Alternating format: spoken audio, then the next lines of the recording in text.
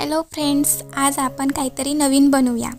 ते बनवण्यासाठी हे बघा खूप सोप्या पद्धतीने मी बनवलेलं आहे। माझ्या घरी नाही का चीज उरला होता पिझ्झा करून, मग काय बनवावं म्हणून मी हे नवीन काहीतरी ट्रिक म्हणून तयार केलेलं आहे। आणि याचं नाव मला पण माहिती नाही, पण मनाने काहीतरी ठेवून देऊ आपण। तर याला मी ब्रेड चीज पकोडा असं म्हणत आहे। तर त्याच्यासाठी काय केलेलं आहे मी, तर त्यासाठी मी एक बॅटर तयार केलेला आहे। तर ते बॅटर कसं तयार केलं ते बघूया।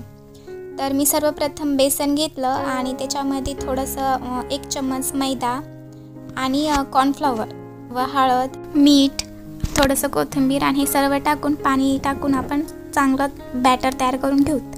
ते थोडंसं रेस्ट करायला ठेवून द्यायचं। त्याच्यानंतर पकोडा करण्यासाठी आपल्याला लागणारं साहित्य 2-3 आलू घ्यायचे खिसून। त्याच्यानंतर त्याच्यामध्ये आपण शिमला मिरची, कांदा, जिरं, ऑरिगॅनो, चिली फ्लेक्स, भरपूर कोथिंबीर हे सर्व टाकून मस्त मिक्स करून घ्यायचं। आणि ते मिक्स करणं झालं की असं ब्रेडला मस्तपैकी लावून घ्यायचं। दोन्ही साईडला लावून घ्यायचं, म्हणजे एका साईडला लावून घ्यायचं ब्रेडच्या, म्हणजे ते 2 साईड होऊन जाते।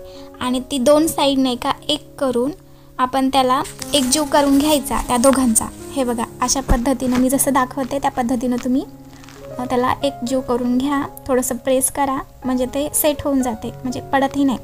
आणि आपण जे बॅटर केलं होतं बेसनचं, त्या बॅटरमध्ये नाही का याला डिप करून तेलामध्ये म्हणजे हलक्या आचेवर त्याला आपण डीप फ्राय करून घ्यायचं। आणि तेलामध्ये टाकताना नाही का पद्धतशीर टाका बरं का, कारण की माझ्या हाताला पोळालं होतं इथेच। तर अशा पद्धतीने हे बघा मस्त खरपूस असं भाजून घ्यायचं। आणि कच्चंही राहत नाही आहे, हे मस्तपैकी भाजल्या जाते आणि खायला पण इतकं टेस्टी लागते ना। मी फर्स्ट टाईम करून बघितलं, म्हणजे काहीतरी जुगाड म्हणूनच करून पाहिलं होतं। मलाही माहिती नव्हतं की याचं नाव काय ठेव, पण ठेवलं काहीतरी।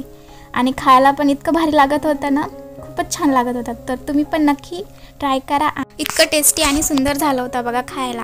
तर तुम्ही पण नक्की ट्राय करा आणि मित्रमैत्रिणीसोबत व्हिडिओ शेअर करा। आणि व्हिडिओ आवडला असेल तर लाईक, फॉलो, शेअर नक्की करा। धन्यवाद।